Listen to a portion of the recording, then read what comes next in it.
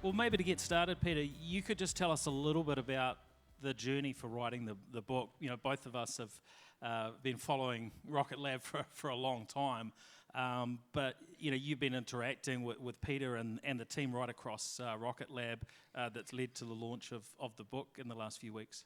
Yeah, look, this is a gig or a project. I'm a freelancer, so I'm always in the gig economy.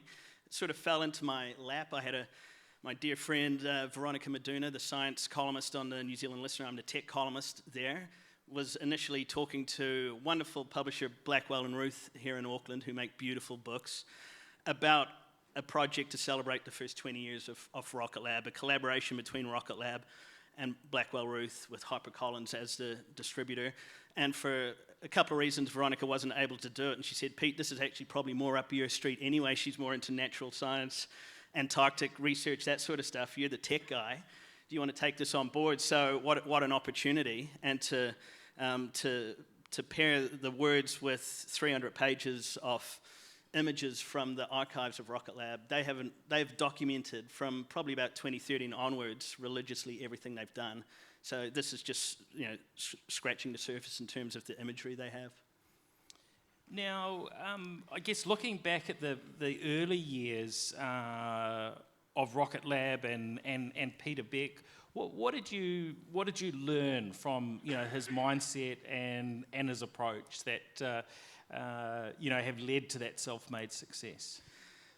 Well, look, we have interviewed a lot of startup founders and people like that. So there's always the charismatic founder, which we're attracted to, the Rod Drurys, the Sam Morgans, people like that, and they do get oversized exposure because they are such good talent, as we call them in the media. But I think Sir Peter Beck really embodies that, and it goes back to what Bowen said earlier: maximum ambition and then relentless execution. And you could see from the very, very early days that maximum ambition. He never asked for permission in his school days to do anything. He just went ahead and did it. Experiment first, and then ask questions later. And really, it was he had a very permissive upbringing with his parents, Russell and Anne, who were just like, go ahead and do it. His dad built a telescope in Invercargill, and Pete was there every Wednesday night with all the amateur astronomers. His job was to polish the telescope lenses, so he was sitting around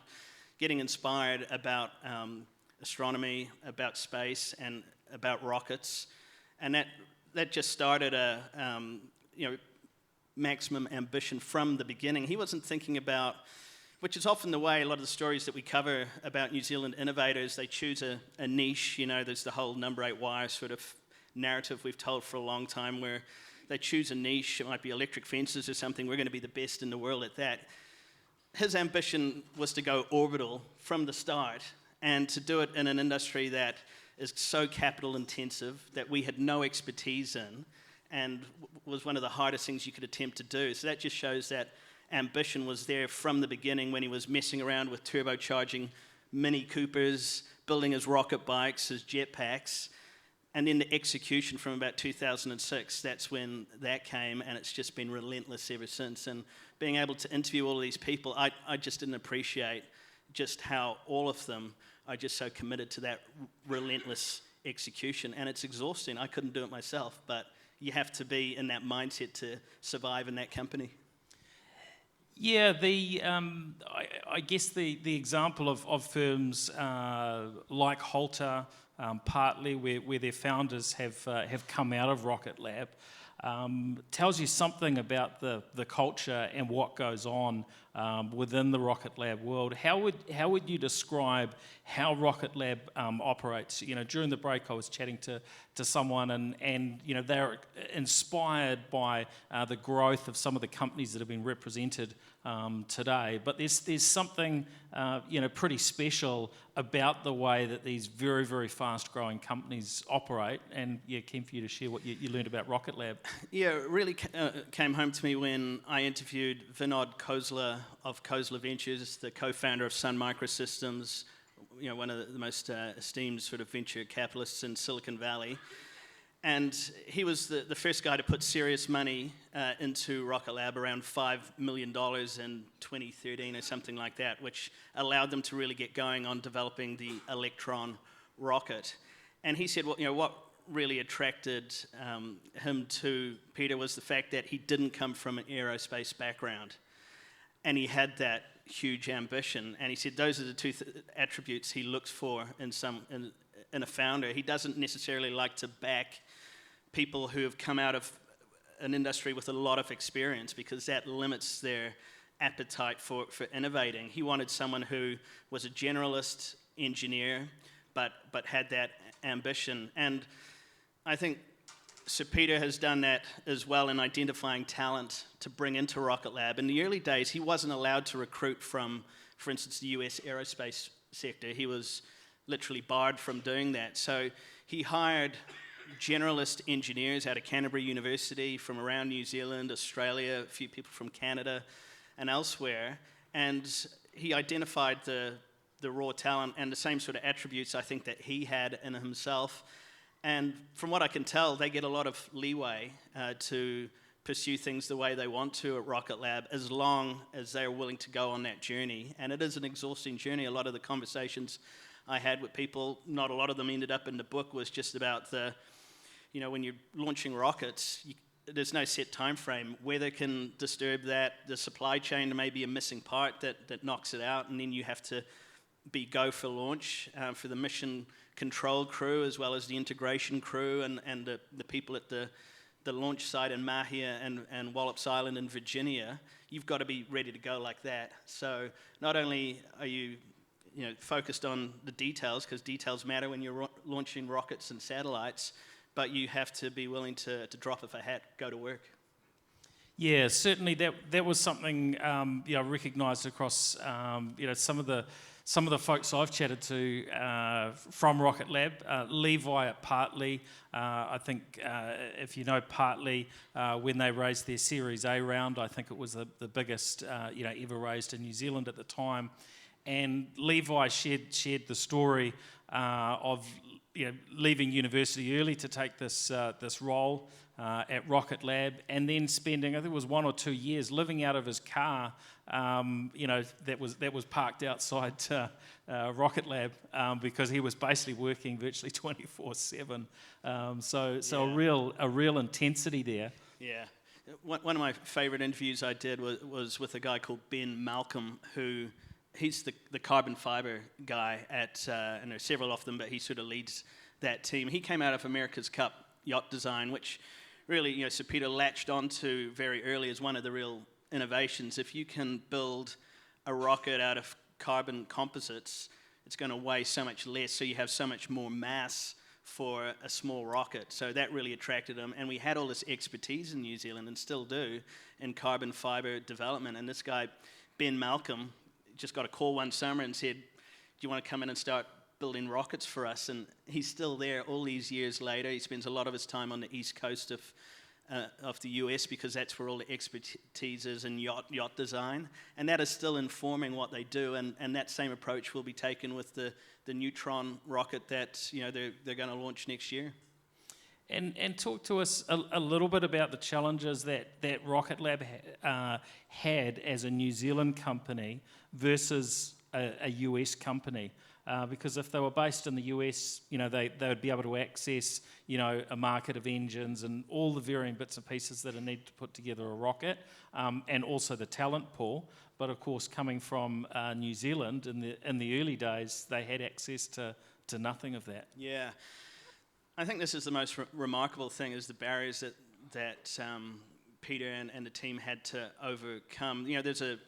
It's called ITAR, it's an international treaty, which is really set up by the US, who are very protective of anything to do with rocket technology, because they're worried about it being co-opted and used for offensive capability. So there's this sort of treaty that a lot of countries have signed up to, including New Zealand, and it's very restrictive how they share that technology. So they had to do it in a way which, if they were going to collaborate with the US and take technology from the US that would tick that box, there was no real legislation in New Zealand around launching rockets from here. So there was this flurry of activity, and it's incredible in hindsight that it was able to happen. Stephen Joyce, who was the Minister of Economic Development at the time, he wrote about this in his autobiography, which came out last year, about in a 6-month window, he went and saw Sir Peter, and Peter said, we've done all the rocket stuff, and we're ready to launch, but we need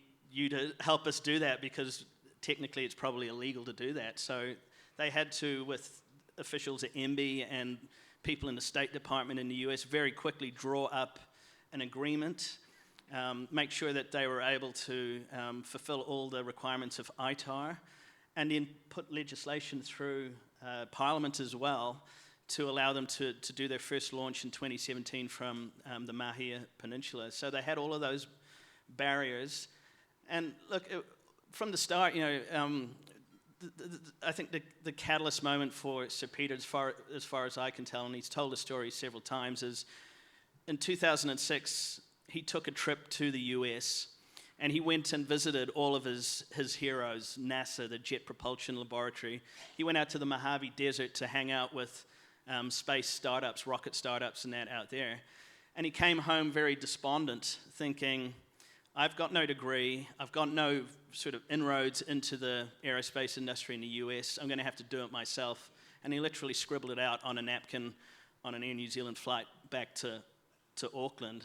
And that was really the start of him going, well, we don't have access to the technology or the schematics. Even the textbooks under ITAR are really tightly controlled. So he built a small team that was able to extrapolate from the publicly available information to do incredible innovations like electric turbo pumps, like 3D printed engines, and all the things that need to go into a rocket. So in some ways, those barriers actually forged Rocket Lab.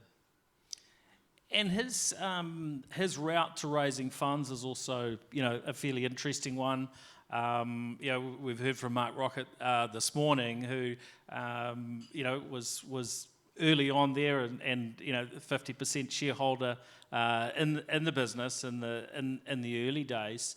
But he took a very key trip up to the US, a 3-week deadline he gave himself.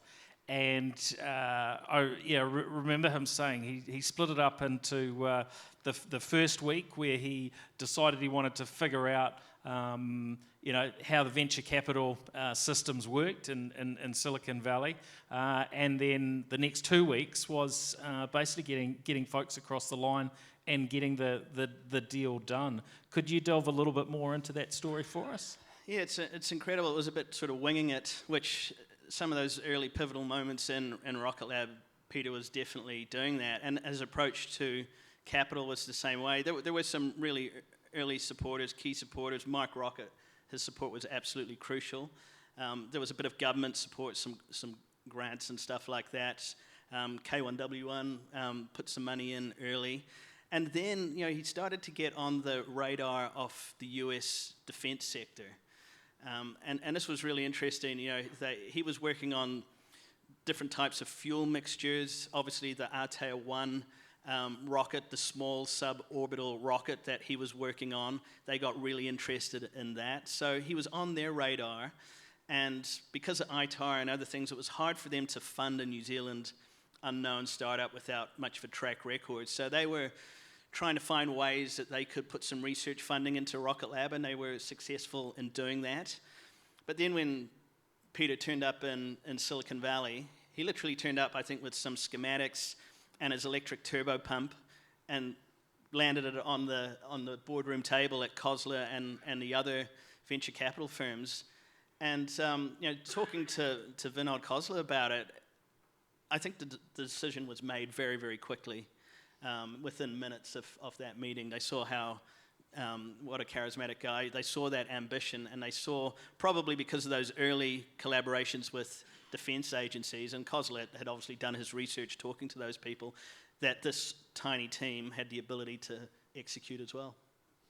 It seemed really important also that Peter really understood what the size and scale of the opportunity was. Certainly in the shorter term, there was a whole page in the book of I think they were rubber balls Maybe you can share that story. Yeah, on the second funding round, they were obviously going for bigger. They wanted tens of millions of dollars to get Electron really going. And he's a bit of a showman. He thinks very visually, Peter. He's very involved in the visual look of Rocket Lab and the branding and the color schemes and all that sort of thing. He knew he had to make a bit of a show. So again, he brought his electric turbo pump, which is a key innovation for Electron.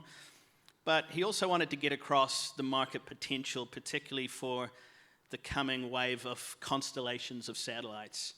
And he had all these rubber balls he'd bought at the $2 shop on the way over before he left New Zealand. And he just, at one point in his presentation, he just tipped them out onto the boardroom table. And all these rubber balls went bouncing across the boardroom in front of all these venture capitalists. Knocking their coffees over and the like. And that was his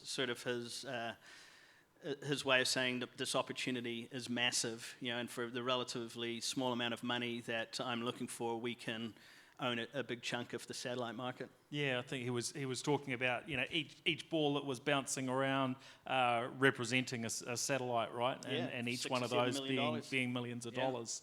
Yeah. And it really brought the message home. Yeah, and once they had that second fundraising round, and a lot of really big names came in on that, they were sort of away. And then obviously the NASDAQ listing, only I think the third New Zealand founded company to list on the NASDAQ, and by far the most successful to date. But when you talk to Sir Peter and all the engineers that I talk to, they still think like they're in startup mode.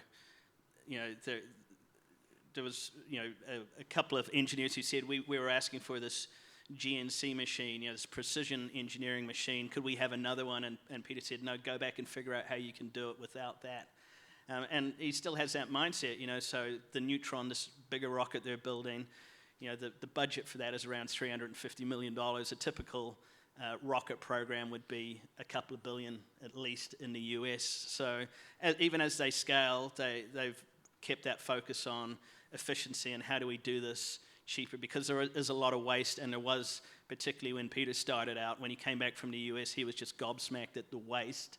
Even the startups in the Mojave Desert were getting $1 million in grants, and he was thinking, this is like what I could do with this money.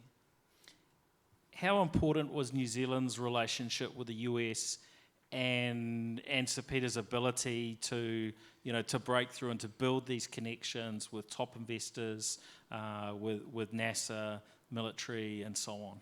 It's absolutely crucial, and he's, to his credit, he's an engineer. He lives and breathes, engineering, precision engineering, but he's also a very shrewd networker. So when he started getting on the radar, and even before that, he was emailing people and writing to people at NASA and JPL, all of these institutions that he looked up to. So they knew his name, but it was really the Aotearoa, when development of that started, that he really started having serious conversations.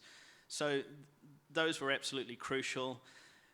The grants got slightly bigger, the collaborations slightly more involved, which, as I mentioned, is problematic when the US is trying to deal with other countries. They literally had to figure out ways to hive off bits of money to give to a New Zealand company because it wasn't the done thing. This is, government defense agencies.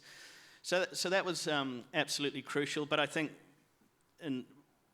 when the Electron rocket was created, 2013, Rocket Lab became a US company, and it had to. Basically, they were told, you cannot do this as a fully fledged New Zealand company from New Zealand. You have to develop this technology. So they opened their headquarters in Huntington Beach. Initially, has moved to Long Beach since then. And I think today it's probably the deepest collaboration, both scientifically and commercial, between the US and New Zealand.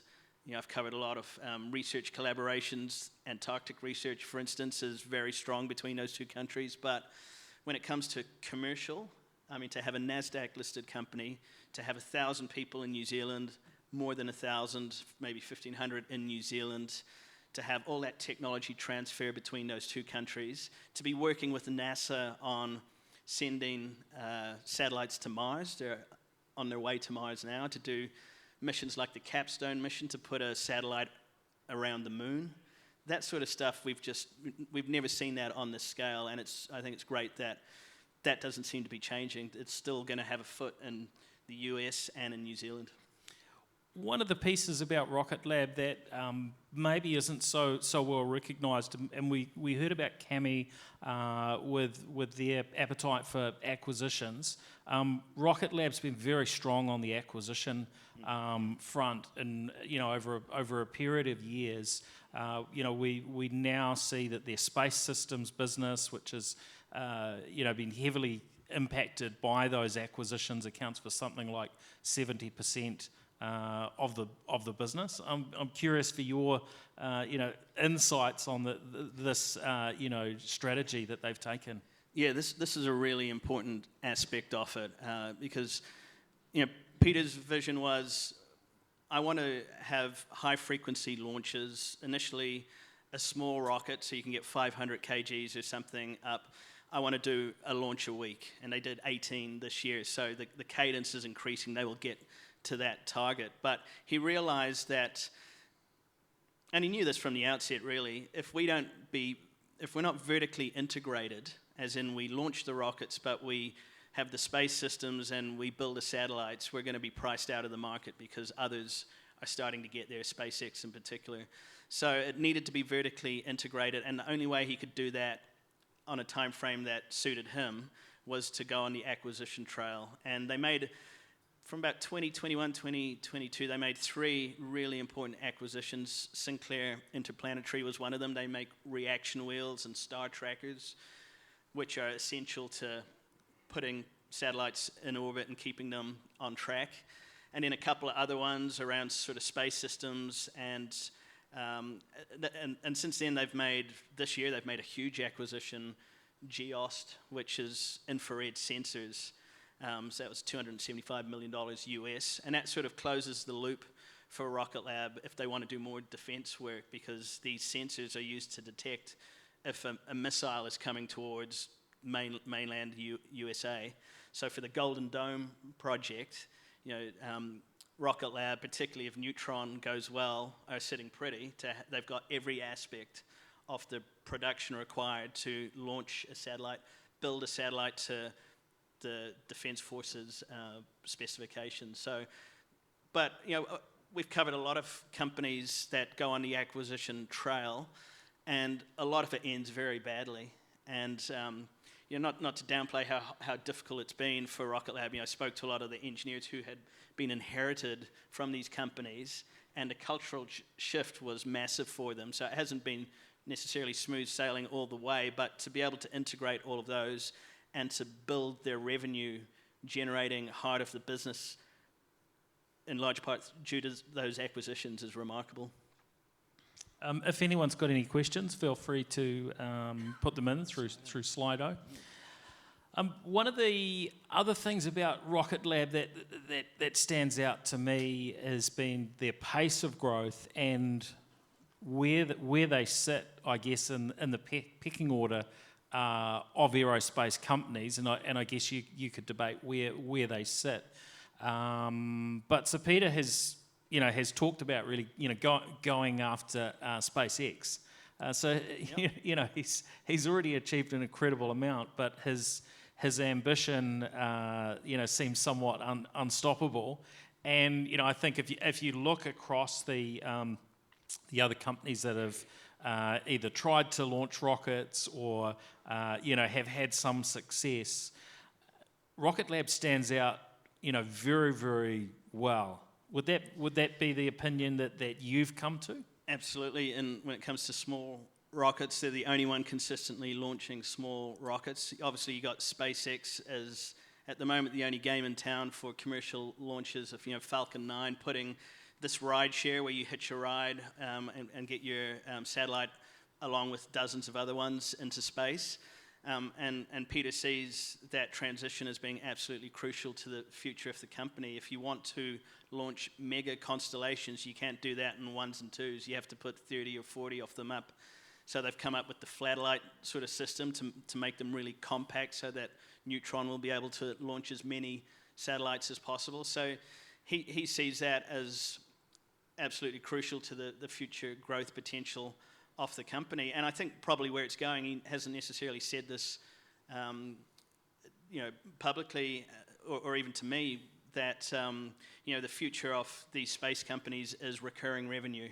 So it is getting subscription revenue from either delivering broadband or text to mobile, text to satellite type services, or remote sensing, and that's what SpaceX has done, and it's been very expensive, but they now have billions of dollars in recurring revenue. They have 58,000 customers in New Zealand using Starlink broadband. So I think Peter is seeing that. Blue Origin and Amazon have identified that. They will soon be launching broadband in this part of the world as well. If Neutron is successful, Rocket Lab will be the next one. Yeah, I guess one of the differences with Rocket Lab is they don't have a rich founder sort of standing behind them, willing to empty almost unlimited cash on the business. Yet it seems as though the pace of Rocket Lab is at least as fast, comparatively as anyone else. Yeah, and that's real credit, I think, to the innovation and the team that they've built, and some of these people. And I came away from some of those interviews just exhausted, because thinking about, some of them have been there. Sean O'Donnell, co-founder from the early days, Sean DeMello, who's running the Neutron program, their launch managers. Some of them have been there 10, 15 years, and to move at that pace continuously. And sure, the incentives are there. They made 150 millionaires in New Zealand alone when Rocket Lab listed on the NASDAQ. And since then, the share price has increased dramatically. So it's created a lot of wealth for engineers in New Zealand and the US. But just the ability of them to keep going at that sort of speed. And even though they do, it'll be a lot easier for them to raise serious money in future if they need to do so. They'll always be more efficient, I think, than some of those big competitors, because that's in their DNA. Yeah, I mean, it seems, comparing them to, say, what Jeff Bezos has been doing with Blue Origin, the bits and pieces I see from sort of inside of Blue Origin and the like, suggests that Rocket Lab is moving a lot faster and has a stronger culture. As we wrap up, maybe you can share your thoughts on what you think that we all should be taking away as inspiration from Rocket Lab and Peter Beck. Yeah, it was sort of quite humbling, sort of doing all these interviews, and unfortunately I only had 35,000 words to work with, because it is a coffee table book, so there's like 70,000 words that ended up on the cutting room floor. Some wonderful interviews, and hopefully we'll be able to use it. But for me, it was quite sort of, it made me think about where I am in my career and in my life. And if you can find a thing that you absolutely love and turn that into a business, well, you're well away. And the thing about Peter is that he did that as a teenager. He knew exactly where he wanted to go, and that's part of the biggest part of the battle, is knowing exactly where you want to go. And he thought on a big plane. He didn't have a narrow view of where he wanted to go. He thought really big, and I think it's a reminder to all of us, whether we're startup founders or in regular corporate jobs or whatever, don't ask for permission. And this is a trait of founders that we've covered continuously. They just go out there and do that, and ask for forgiveness later. And I think it's a very inspiring and quite successful way of operating. Yeah, and I guess it seems as though he's created an environment across Rocket Lab where that same mindset has been able to apply, and hence the results we've seen. Yeah, and look, the book is called The Launch of Rocket Lab. I had a different idea for the title, but they said, no, we want to call it that, because in their minds, they see this as the first 20 years of what will be a 100-year-plus company. And when I talked to Peter about succession planning and all that sort of thing, he said, yeah, look, if I got run over by a bus, other people would take over, but he doesn't see himself going anywhere, because he sees this as just the foundations of this company. Neutron will be the next, and mega constellations and interplanetary trips. He's got one planned to Venus, there'll be more to Mars and elsewhere, and then whatever comes next. So that's his mindset, which is like this: I'm building something here for centuries to come.